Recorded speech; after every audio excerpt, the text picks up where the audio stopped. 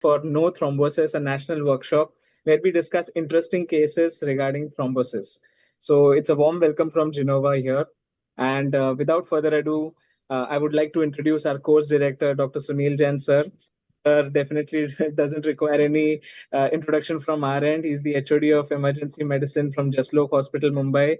That is leading as a consultant head of emergency department there, and he holds a master's degree from CMC Vellore with prestigious scholarships in emergency medicine from AIMS New Delhi and a diploma in diabetes and a fellowship from Diabetes India and AIG as well. There is also the author and reviewer and has significantly contributed to academic resources, including a ready reckoner, and reviewed multiple standard emergency medicine textbooks. There is also certified AHA instructor for BLS, ACLS, and PALS, and an NABH assessor for entry-level HCO and HSCO certification. It's a pleasure to have you here, Sir Mil sir, today. Thank you. With this, we also have Dr.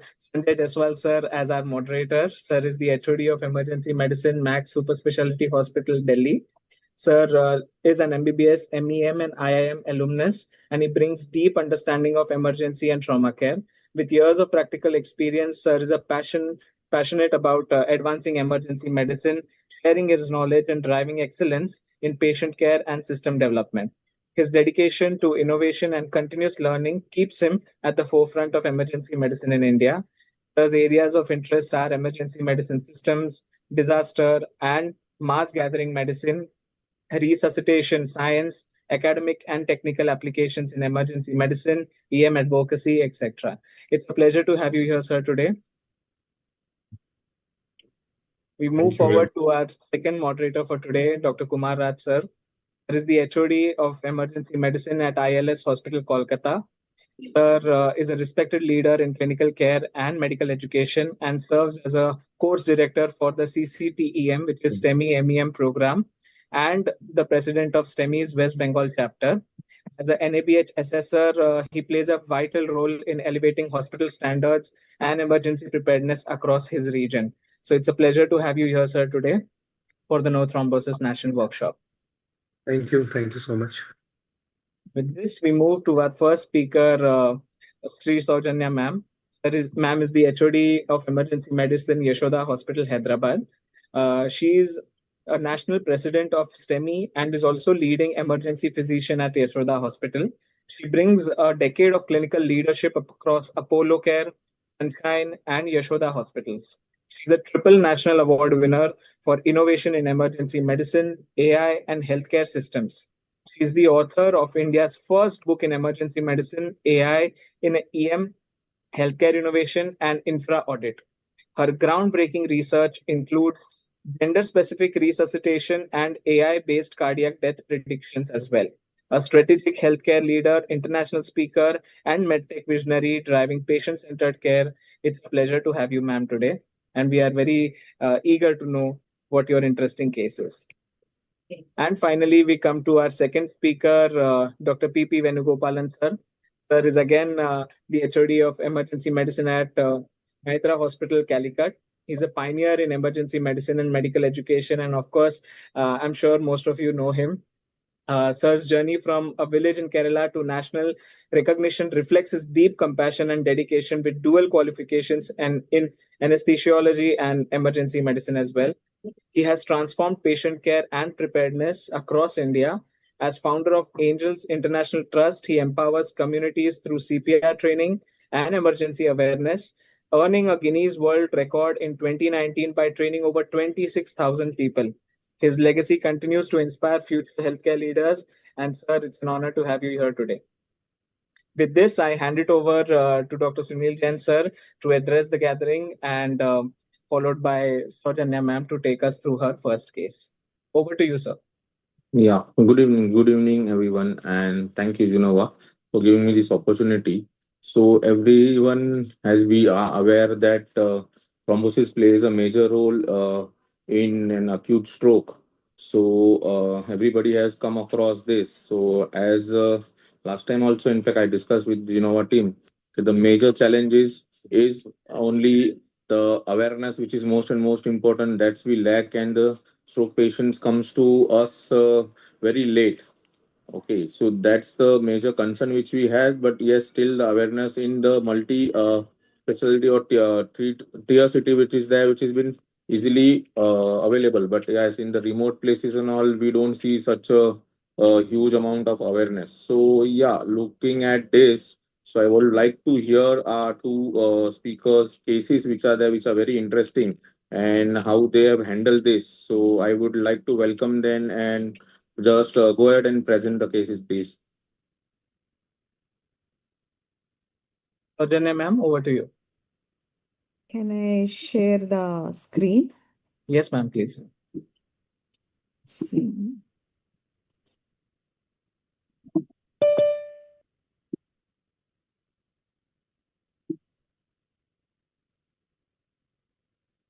Is my Yes, ma'am. Screen is visible. I'm Could you please put it on full screen mode? I am trying to do that.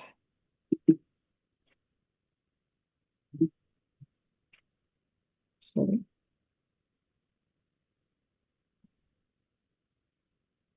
I paused it.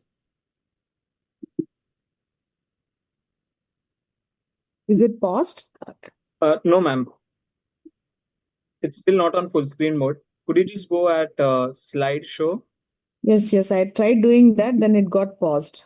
Is it? Now it's Yes, visible. got it. Please go ahead. Okay. Yes. Thank you. Okay. Good evening, everybody, and thank you, Gennova, for giving us this opportunity to present to you a case on acute stroke.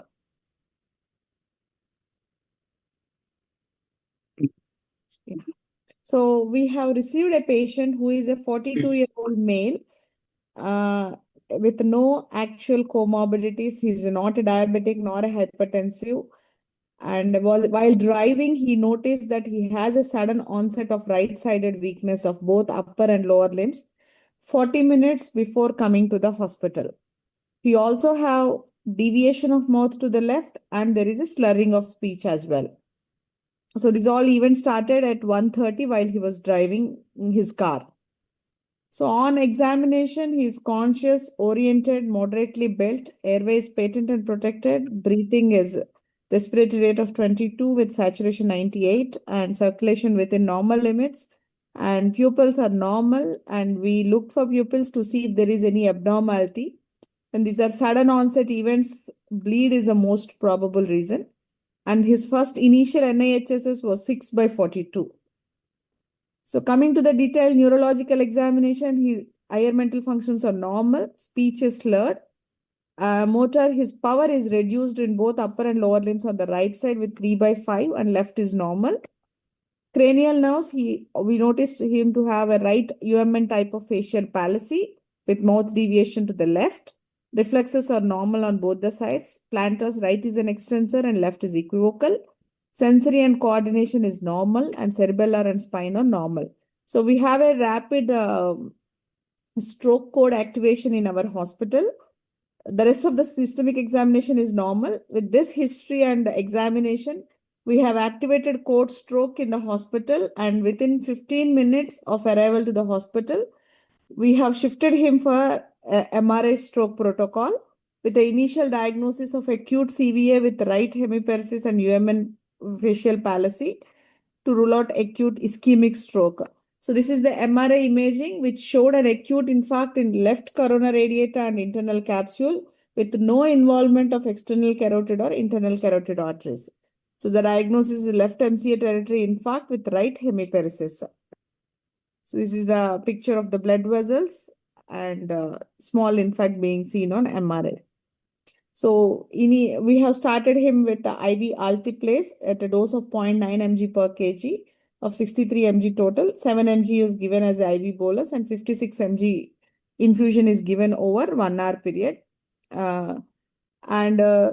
Initial dose, the first dose of bolus was given within 25 minutes of arrival to the emergency department. He was continuously monitored for neuro and hemodynamic stability. So thrombolysis was uneventful, speech improved transiently, and it recurred back. The slurring of speech was recurred back. So we did a CT scan before shifting him to ICU to see if there is any bleed or bleeding manifestations. CT brain post thrombolysis was normal, and he was shifted to neuro ICU for further management. This patient has been closely monitored in ICU, and his speech slowly improved over next 24 to 48 hours, and his power was regained, and finally he got discharged from hospital in a normal condition after 5 days of hospitalization with no residual disability. So early stroke recognition and activation of stroke code are the key learnings that we have in this case, and thrombolysis guidelines has been followed, and timely therapy resulted in better outcomes, and post thrombolysis vigilance is very, very important for these cases. So these are the discussion points I would like to raise. Thrombolysis decision with a mild NIHS score. This patient's initial score was 6, and we have taken a decision for thrombolysis in this case. And how can we improve our stroke alert, pre-hospital stroke alerts to improve door to needle time? These are the points that we would like to have a discussion after the presentations. So as we all know, every minute counts in stroke, and the ED is where the brain time becomes lifetime. Rapid triage and imaging saves neurons, and we need to empower ED teams for stroke protocols because most of the decisions need to be taken by the emergency physicians who are on duty. With this, I will hand over to the next speaker, Dr. Venugopalan, and then we can have a discussion.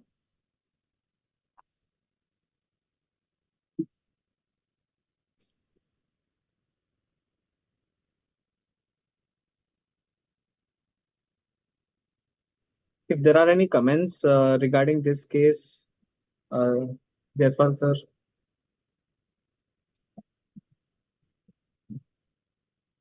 So the case was very obvious case because the patient had neurodeficit which can be picked up very absolutely by any person working in emergency. But the point was that as Dr. Sajanya has said, thrombolysis and low NIHS, right? So this is a case of discussion, and this will really take some time. And I'm sure it's a very interesting discussion we can have after Dr. Venu's presentation for sure.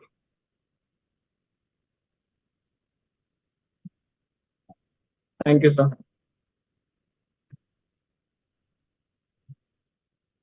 Yeah, Dr. Saujanya, it was a very good case, and it is one of the bread and butter when we talk about stroke. Definitely, few discussions are there. We'll finish Venugopal sirs and then we'll get back. Okay.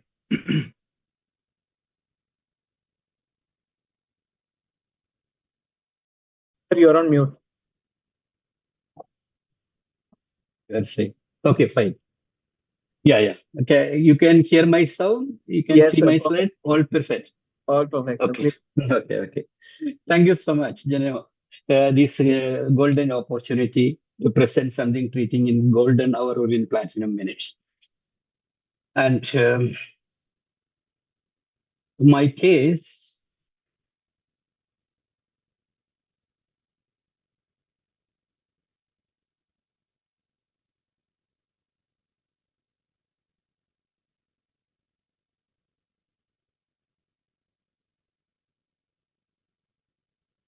okay.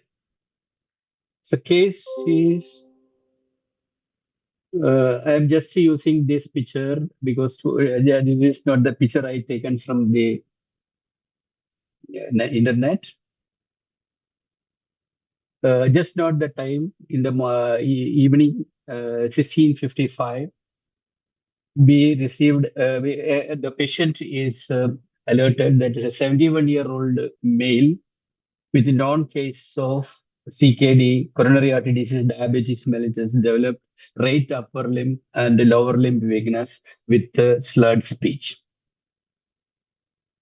So when case is progressing, when the time is moving on 17:13, my screen is updating with this side one is nothing. You can see all my complete this one. Is it so? Sorry. Hello. Yes, sir. Yeah, you can see my entire this thing, nothing to obstruct it. Yes, Dr. Yes, sir. We can see everything. Okay, We can see perfect. that watch, everything. Yeah, okay, perfect. Yes. So with this, when we received a call from the home. There is in our ED command center, and then we have a system, what is called a triple R system, that is established in my previous center. That is a respond, rescue, and resuscitation. And this system is a AI enabled virtual with a VR assisted system, and with a 5G augmented one. And because once the connection is established, we can assess the patient on a video-based medical dispatch system through with and also we can also assess them with a video-based call. And in moving forward, the time you can see the immediately just I want to check it. This is the one is obstructing my screen. I want to change. Sorry, 1 second.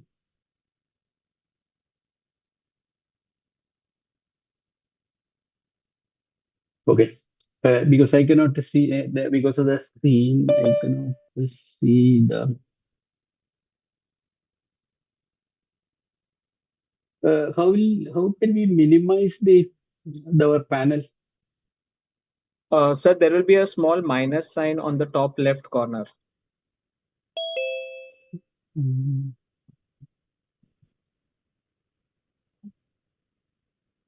Anyway, I'm not spending time on that. Okay.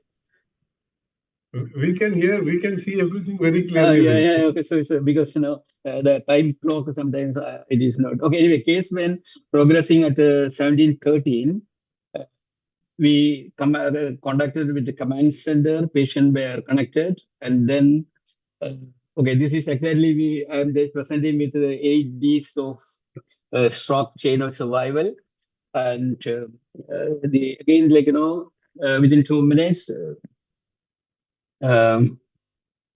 We do the quick assessment our ED doctor assess to the video based assessment, and through the high resolution video call, and the emergency physician also attended the patient call and convert into a regular audio call with a high resolution video call. This is using an software developed by Apox. There is a apothecary. Through the video call, emergency physician did a quick B-first examination. And this identified this patient is having, it is confirmed that he has a right upper limb and a lower limb weakness. When case is progressing at 1715, we detected, it is identified that it is a stroke symptom.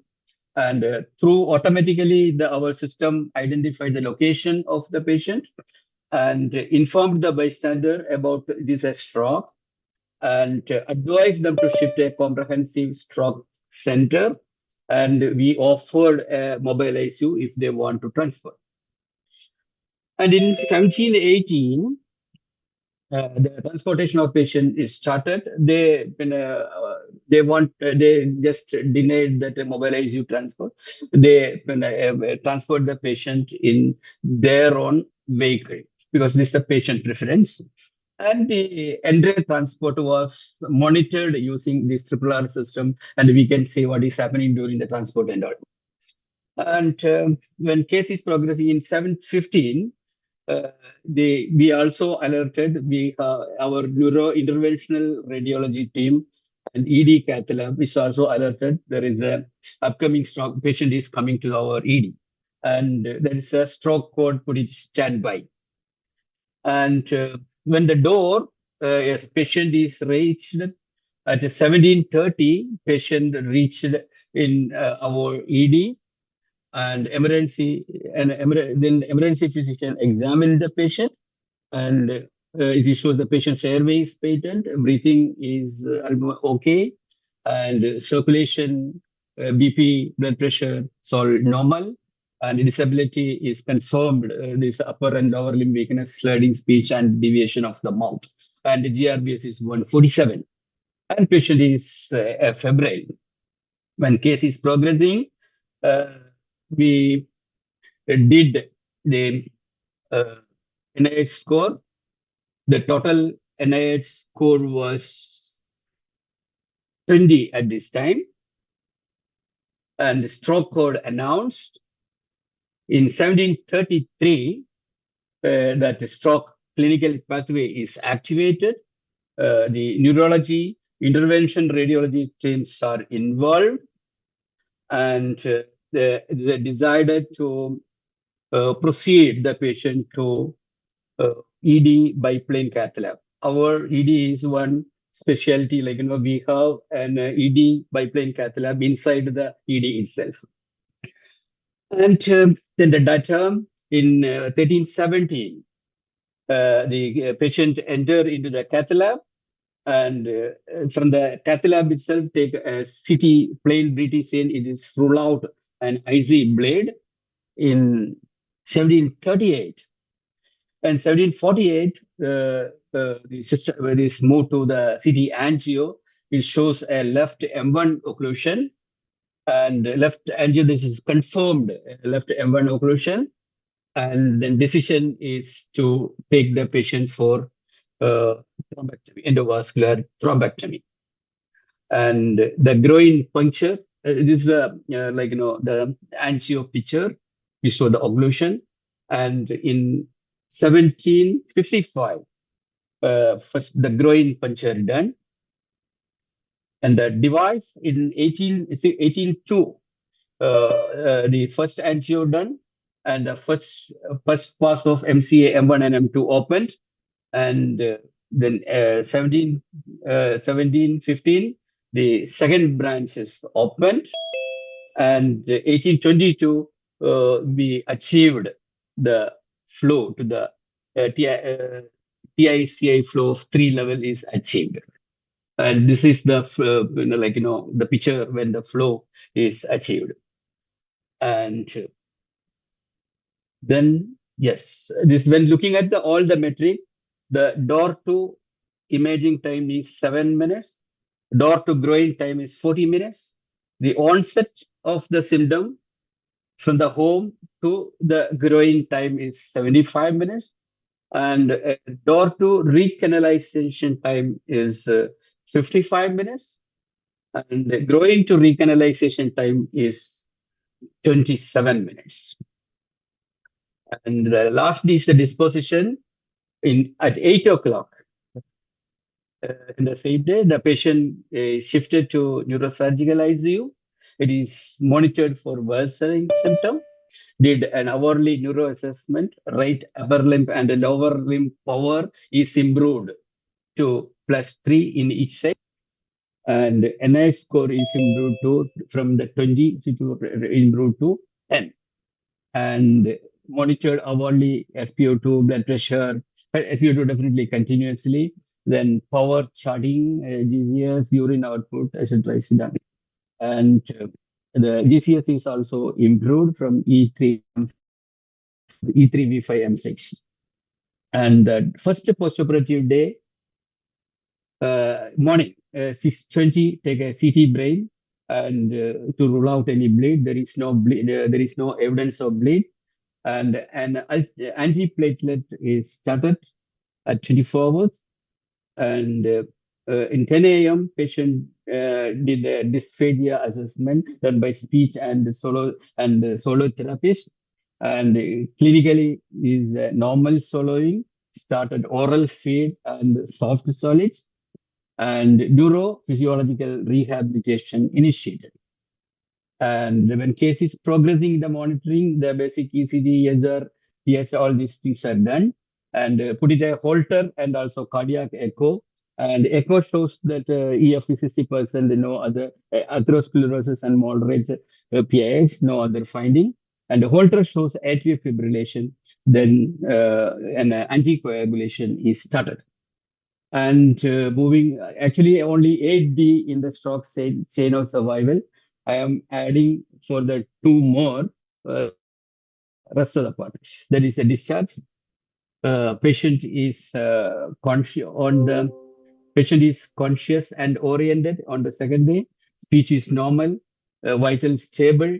Power is regained to 4/5, and right lower arm is 3+. And finally, the probable diagnosis.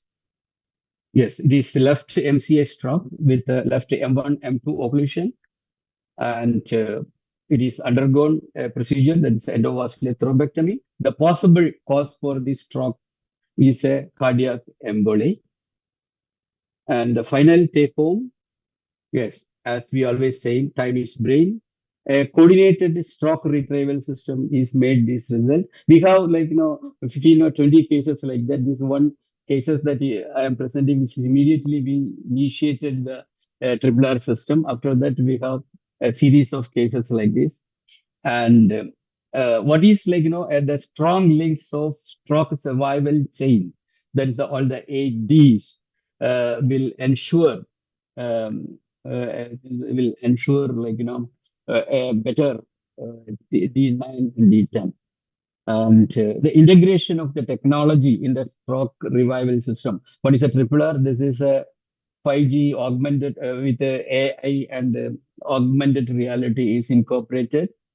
And this help us a visual assessment starting from the home itself and confirmation of stroke from the home itself, and an ED based biplane cath lab that is bypassed several 3-4 days. Again, patient directly get into the cath lab, immediately getting the imaging in minutes and getting the thrombectomy immediately, and that will give a better results. That is all. Thank you so much for the patient listening. Okay, that is all.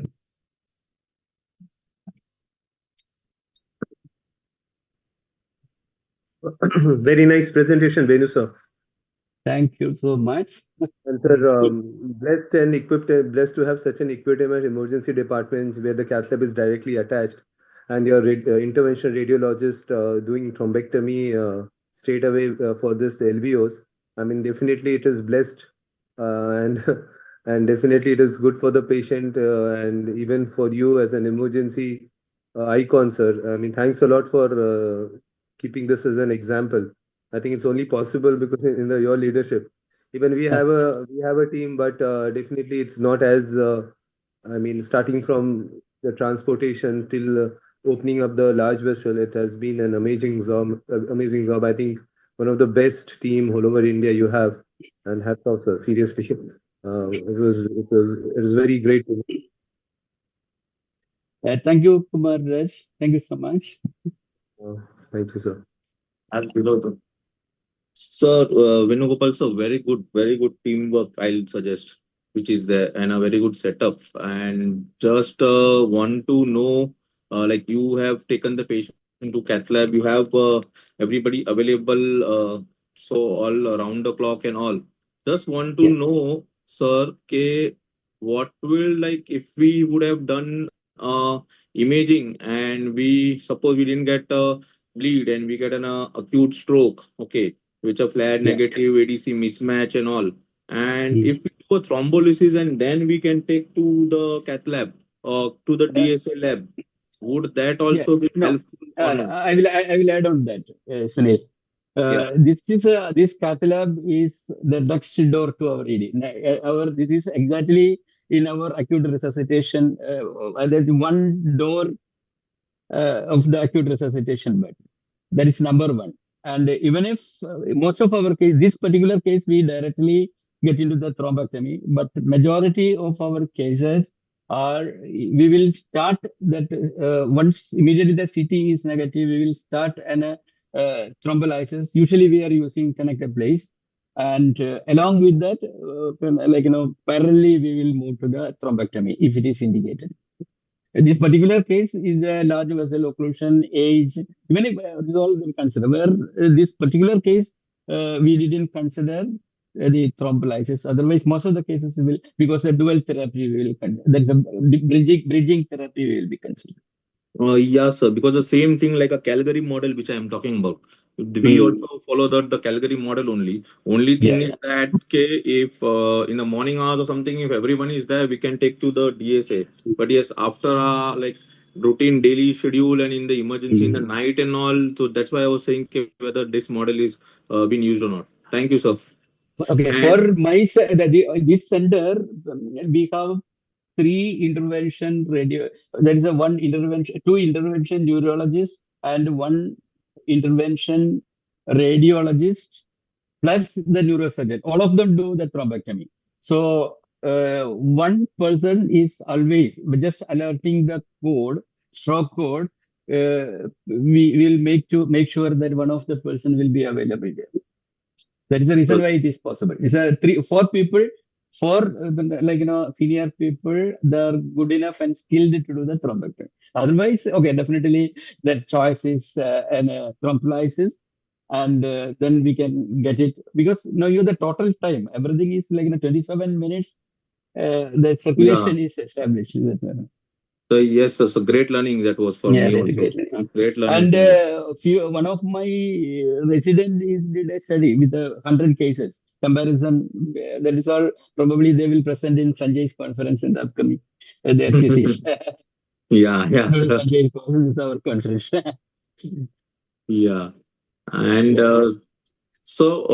and the next thing which you have said, we have been always learning about the 8 Ds, and you have added two. So that was also new for us to have a 10D now.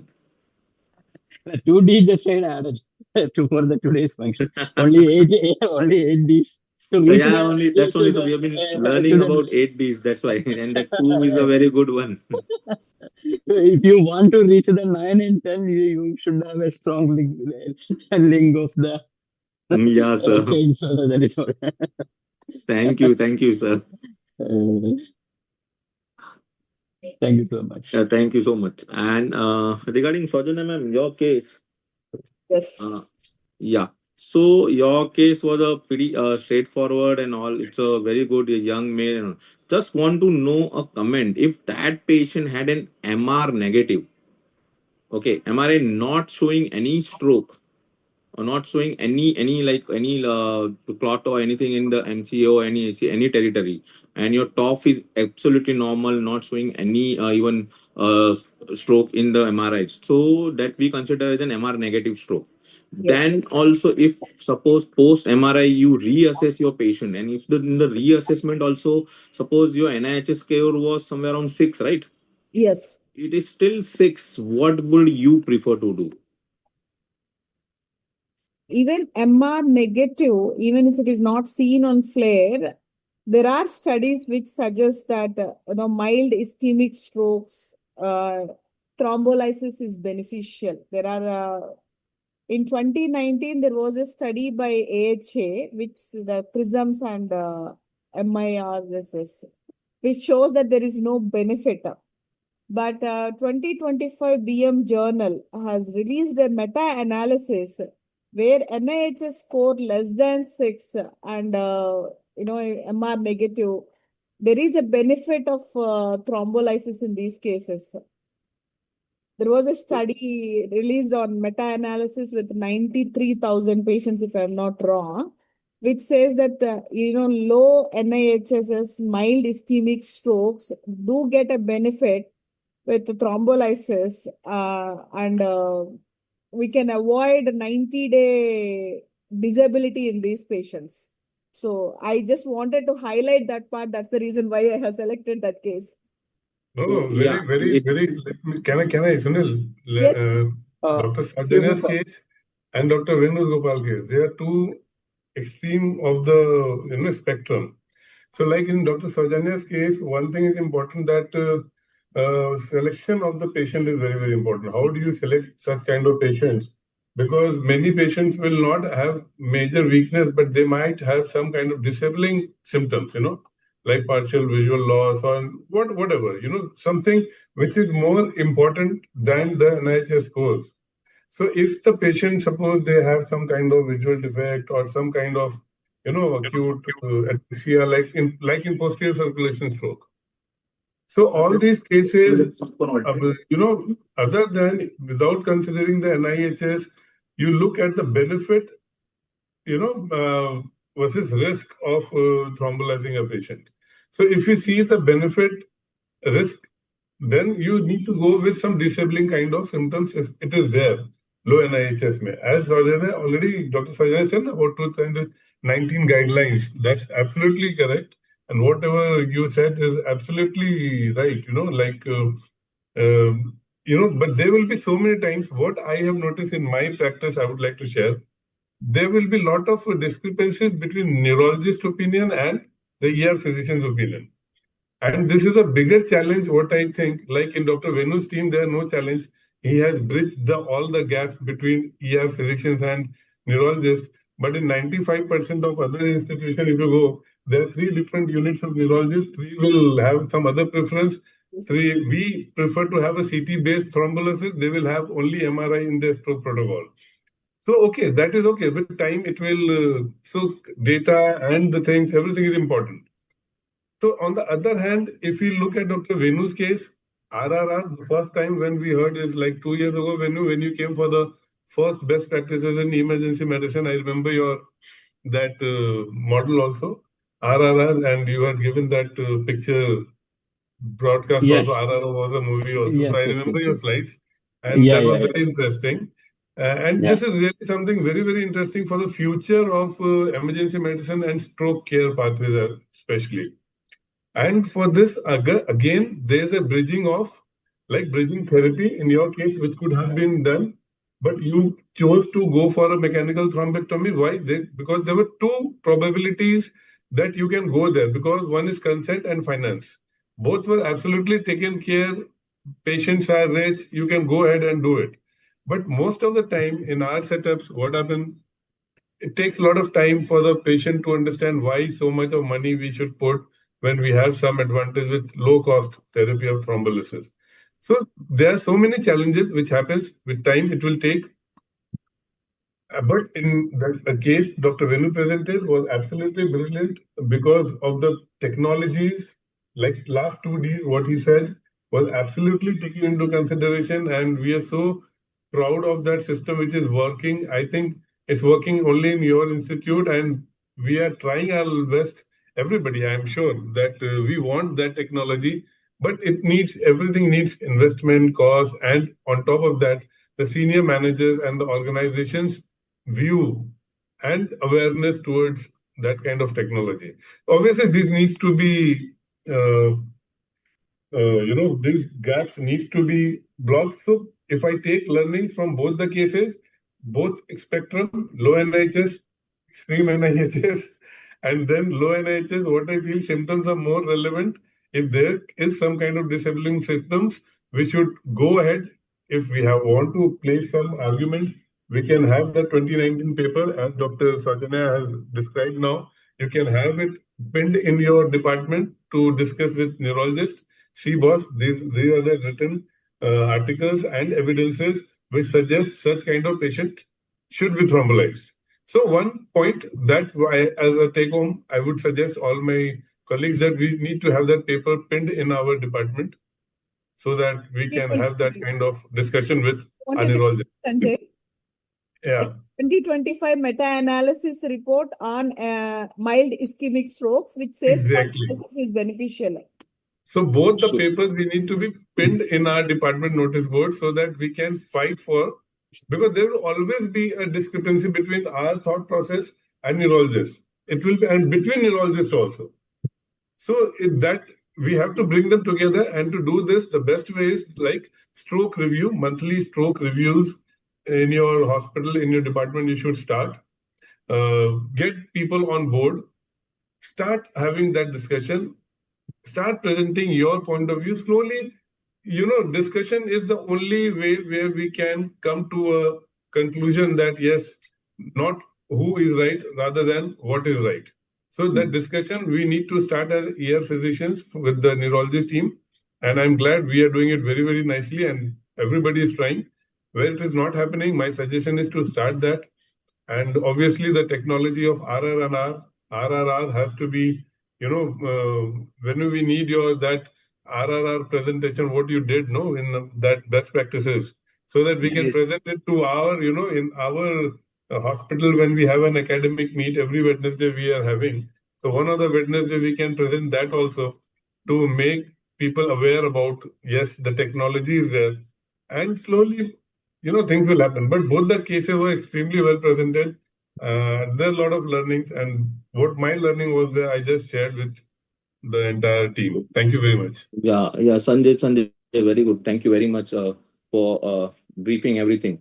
Only one thing, why I asked the question about MR negative is like that in my hospital. So me and the neurologist, we both generally deal with many of these cases, and we have done a study also. So we do a thrombolysis for all MR negative. With after reassessment, if they have a still NIHS which is around 5 to 6, we yes go ahead and do a thrombolysis. And as you said, so Exactly. we have a code gold which we call it for the stroke. So like each and every hospital have a code. So we do that, and then yes, after every monthly we do debriefing of all these code. Okay, what went wrong and what could be have. So we basically a kappa which has to be done. And secondly, a live example of a MR negative stroke is me who has already been thrombolized. So that's why I asked the question there. Yeah. So there was a controversy when we were dealing with this patient also. He is 42-year-old, and there was, it is not convincing for the neurologist whether to go ahead and thrombolize in the initial examination part. So after the MRI, where we have seen a small internal capsule, in fact, that's when he got convinced and let's do it. But he was skeptical. Initially, patient's speech improved, then it deteriorated. He said, no, now this patient is getting into bleed. Now we have to rule out with a CT. That's the reason why I have put that. So all these dilemmas will be there, but still, it will definitely benefit the patient. We still have to follow up this patient over a 90-day period to see how his the discharge time, his power is good, his speech is good, and he walked out of the hospital. But we need to look for a 90-day period to see if there are any bleeding manifestations or anything. After that, I think he should be normal. So rightly said by you. So it is the patient outcome at the end which will obviously matter the most. So Yes. yeah. So thank you everyone for this I both cases have, were. Just one more point which I want to add. Yeah, See, yeah, yeah. stroke treatment is everything is there, but we as an emergency physician, we should also think about how such things can be prevented. What are the risk factors which leads Yes. to stroke? Homocysteine, vitamin B12, nutritional aspect of all these things need to be, think about and assess. And if you have like Dr. Salina knows, we are so much into all these nutritional aspects of every disease. We are doing a thesis also, one of my residents, that we have collected almost more than 10,000 data so far. And the nutritional aspect and connection is also very important, that how we can correlate the metabolic, syndromes and diseases and the like homocysteine and B12 and fasting insulin and all those, which is generally not done in our blood profile or examinations. So that's a point where we can definitely think about. Yeah. So just few points, Dr. Saujanya. Basically, as per this low NHS score is concerned, anyways, her patient's NHS score was 6. So even if you take this NHS score that 0 to 4 or 0 to 5, they say as mild, and then 6 you can thrombolize. So it's not an issue. And and that time NHS would have come to 1 or 2. In that case, also we thrombolize. So it's never been a contraindication of not thrombolizing as far as NHS is concerned. But my two concern is why is your hospital practicing a CT based MRI? Why not? I mean, why MRI based thrombolysis? That is one. And second, why are we still to LT plays? Why not 1080 plays? And I've thrombolized with LT plays also, and now I'm doing with 1080 plays also. And I've not found much difference, but 1080 plays has been very convenient because we can do a bolus dose and the time is definitely saved. Yeah, Yeah. Dr. Saujanya. So first question, we have a stroke protocol in the hospital, which is with consensus with radiologist, interventional radiologist, and emergency physicians. And we all have agreed to do a MRI, and which takes us only 10 minutes. The initial ruling out of stroke part takes only 10 minutes, and we get the slot within 5 minutes. So we have a stroke code, or it is announced in a public announcement system, PA system. And once it is announced, whatever case is going on, they stop the case and take our case as a priority. So we have that system in place across all 4 units of Yashoda, and hence we are following MR based, because to decide about interventional aspect also, they are looking at vessels and other things. Wherever it is feasible, I also be favorable for CT based, but to get consensus of neurologists and have a uniform protocol where we follow the stroke pathway, we are doing an MR based one. And your second question is tenecteplase and alteplase are equally used in our EDs. And for this case, we have done alteplase, but most of the other cases we are going ahead with tenecteplase. We are seeing equal results with both the thrombolytic agents. We had one more case with NHS score around 10 to 12, and MRI was normal. We perform MRI only with a wake up stroke or when the time is not confirmed. So we compare the DWI flare, then we think about thrombolysis. And other thing that I was talking, we used to do a MR neck also. So luckily, that patient had a vertebral artery stroke, and basically the brain was normal. So later we found there was a stroke on vertebral artery, and then we thrombolized also, and definitely the patient has recovered. So even if MRI is normal and we're very much sure about our thrombolysis, then definitely there's no doubt we need to go for a thrombolysis. Even medico-legally, it is very important to follow the step. Actually, Raj, that's the point I was about to make, because medico-legally you need to keep yourself very, very safe. And if it takes 10 minutes for a stroke protocol, then why not?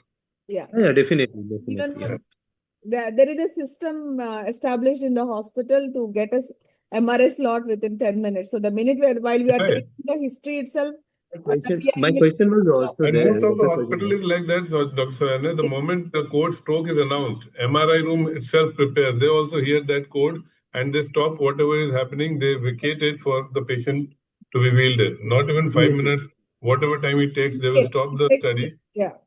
And they will vacate the area. Then I had a case of microvascular bleeds, and these microvascular bleeds basically we cannot find in a CT scan. Yes. So I have done a thrombolysis, which was actually there was a microvascular bleed, and patient later bled. You would have done an MRI for this patient. I think we wouldn't have taken a decision of thrombolizing.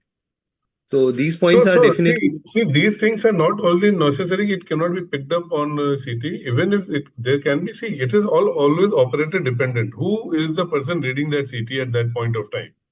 So if experienced eyes can pick, little less experienced can miss. So, but these are the game plans. Jo ki ups and downs will always come in a medical field. Yes. So that was unfortunate that somebody who saw could not pick up, but microvascular bleeds can be picked up on CT. That's what I have seen so far. Anyway, but that was a miss. So it's better to have a MRI stroke protocol. That is what our units, until unless you have a clear-cut, neurological deficit where yes, it is stroke without any scan, you can say you just need to rule out any bleed. And infarct is there. So MRI is based stroke protocol, which takes 10 minutes at the max. So I think that is okay to have institutional level, because you'll have to go hand in hand with your neurology team also. This is what I said in my earlier briefing, that this bridge needs to be strengthened. And once these bridges are strengthened, and when they will start understanding, yes, we understand stroke, they will probably listen to you also. Correct. That's the entire point. So only message I would like to say is mild NIHS score. Don't hesitate to thrombolize. Thrombolize, yeah. We all agree. We all agree. Look at the disabling symptoms. Yes. That is more important. Anything acute onset, loss of vision, ataxia, all such kind of things of speech should not be. Yeah, in these cases, the MRI might be. So these are the cases where MRI might be negative also initially, but you repeat after 30 minutes, you will get positive. So it can happen. It can happen. Yes. That's it. Anything else? Dr. Venu sir, closing remarks, anything from your side? RRR. Nothing. It is very interesting to listen you people. From the different parts of the country, there's a different echoes and Yes. different ecosystems. How is reflecting in this platform? So any questions from the audience who are there with us? If we have one like any question. residents, there are residents also in this presentation. I can see their names also. So if the residents have any queries, any kind of enthusiastic experience or doubts they want to ask, this is the right platform to go ahead and ask. Sir, I think after this insightful discussion, if we can summarize, there's this one question that if you answer, I think everybody will get the right insight here. So, could you describe the ideal code stroke protocol that maximizes efficiency and minimizes the delays, specifically in detailing the roles and responsibilities from an emergency physician at every step? So, if we can just summarize this, I think the audience will truly benefit from the discussion. Well, I can take that opportunity, and I would like anybody to add, especially Sunil. Sunil has a very nice protocols, and they have code gold also, which I just heard about, and that's worth learning for us also and implementing. So the question is very simple. You need to have a stroke pathway protocol in every unit, which consists of ED physician, neurologist, radiologist, and people who are really involved in stroke care, even a neurosurgeon at times. So different units will have different kind of team, but these are the basic people who should be in the team. Once you make a protocol, you need to have a proper training of these people. All these people should be brought into one table, and everything look alike, think alike, like system should happen. Pre-hospital information is the most crucial thing. Many a times you will see pre-hospital system and EMS system and hospital system are not hand in hand. So your EMS system, I think they are the backbone. Correct me if I am wrong. Yeah. Because EMS system needs to be first very, very strong. Your paramedics has to be very, very strong. They need to be well trained about stroke pathways and the clinical signs and symptoms, because they're the point of contact, first point of contact with the patient. And the more earlier we get right information, the patient comes to the department, quick re-triaging is done at the triage. Then along with the triaging, there are a couple of people who will start speaking to the attendant for the consent, then front office for the financial clearance. So all this goes hand in hand, and cannulation, withdrawal of samples done at the triage itself, and then the patient is moved from the triage directly to the MRI or whatever room you want to move. That is the rapid thrombolysis protocol, with a stroke nurse carrying the thrombolytics in their hand. The moment stroke is identified on the MRI or a CT table, the decision is made. The patient will be thrombolized then and there only, rather than taking there, coming back, then taking into a stroke room. All the decision has to be taken while the scanning is done. So I think this is the only basic thing, and you can write all these pathways and training of these people in different language, in different methodology. But the whole crux is this: EMS system needs to be very strong. That is my point of view. If EMS is not strong, then you will miss a lot of things, and there will be delay in DNT time. So that is very, very important. Then secondly, your trial system should be very, very strong. The most experienced nurse and your one of the senior physicians should always be readily available to see any kind of alert which has been raised by your senior nursing trial staff. And then from that area only, everything should be done. You need not waste to, so many times where the EHR is, okay, पहले registration करेंगे, फिर then financial clearing करेंगे, then उसका counseling करेंगे. So if your EMS system is strong, you can prevent these times also. And one of the case which I have just posted on the chat box, if you can see, is a 6 minutes thrombolysis, because we had strong EMS system. Everything was consent, everything was taken on the way only. I've just posted that case. It was published also in IAGM. So that is an example of strong EMS system, which I want to say. And before the ambulance has arrived, stroke protocol is all, the code has been announced, the MRI rooms, everything has been green corridor. So all this kind of passion is very important, that you need to be a stroke lover and you need to be more passionate towards these cases. I think these are the simple things which I would like to brief. That's it. Nothing beyond this. I don't think that, of course, code gold was really very important, which was a learning for me also. I'll catch Sunil on some other platform to learn about it. Right, sir. Thank you so much for the wonderful insight. And I Uh, think, Thank you, sir. yes, sir, Sunil Jain, sir, please go So, ahead. yeah, Sanjay has covered everything actually. Only one thing Right, I right. would like to add, we generally have in a team which you have said, mentioned, we have all that, we have a counselor also. And as you said, once the patient reaches and you activate like code gold, the counselor and the team always counsel the relative, okay, if at all it turns out to be an ischemic, so we have to go ahead and do a thrombolysis. So that counseling and consent is already there. One more thing I would like to add is that, okay, the patient who we generally do a thrombolysis in an MRI department only. So as everybody says now, Tenectex is only a single dose, a loading. So we give there and there itself. Once the consent and everything is already been taken earlier, and we do. So as you said, the time is very critical here. So the less amount of time we waste, which is most important. So rest all Sanjay has covered. Thank you. Thank you, Wonderful. Sunil. Thank you very much. Thank you so much, everyone. And I think the discussion itself was so And enlightening. one practical experience, Yes, sir. whatever things are happening, the ER physician is everything. He is the neurologist, he is the doctor, he is the counselor, he is the front office guy, he is the GDA to push the trolley also. So we have to be like multitasking as an ER guy for each and everything. We cannot wait that, okay, that is his job, he will do, that is his job, he will do. So that ownership, that ownership and proactiveness, these two things has to be inborn character of a ED physician who is dealing with such kind of cases. That's it. Sanjay, Wonderful one thoughts, more sir. point. One more point. Not point. Yes, sir. My next destiny is I am focusing mainly on rural emergency. Okay, this Oh, that's was great. like because this whatever I am talking is when I worked in a very tertiary or coronary center. That center we accredited first AHA accredited center, etc.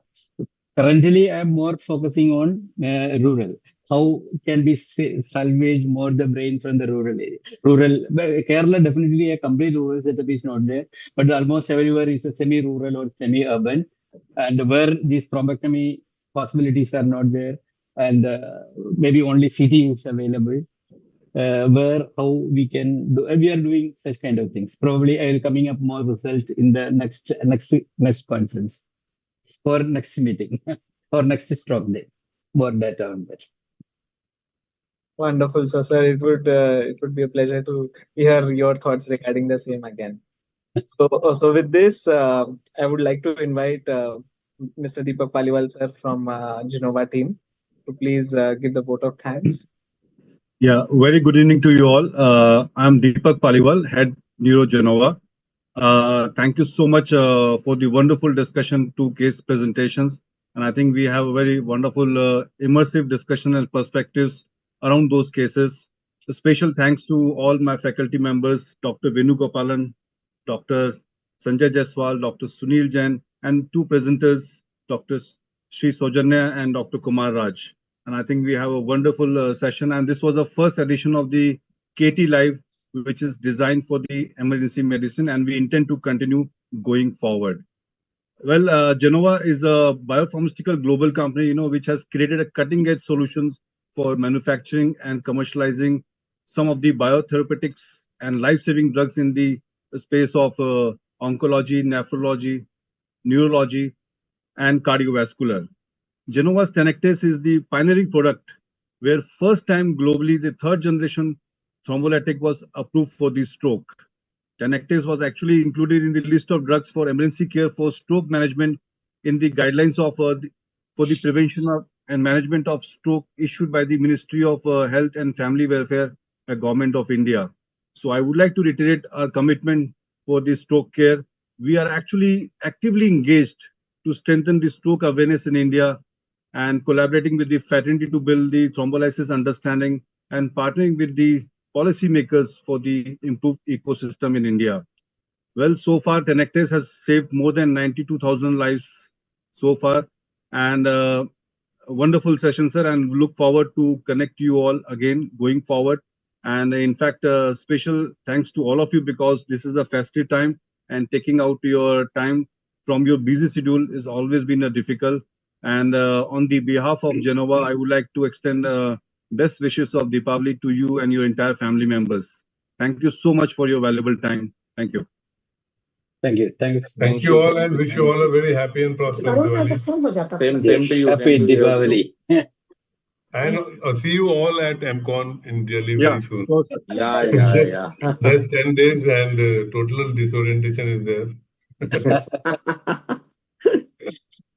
yeah, All yeah. right. Thank you so much. Thank you so much for having us. Chalo, meet you Yes, there. yes, yes. Yeah, yeah. Thank you. Bye. Thank you. Bye, bye. Thank you, everyone. Bye bye. Thank you. Thank you, everyone.